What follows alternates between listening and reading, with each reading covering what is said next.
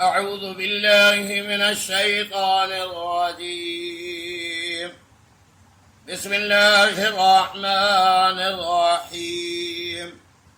هل أتاك حديث الغاشية وجوه يومئذ خاشعة عاملة ناصبة تسلى نارا حامية تسقى من عين آنية ليس لهم طعام إلا من ضريع لا يسمن ولا يغني من جوع وجوه يومئذ ناعمة لسعيها راضية في جنة عالية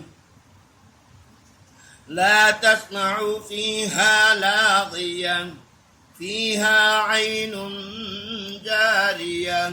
آمنت بالله. صدق الله العلي العظيم.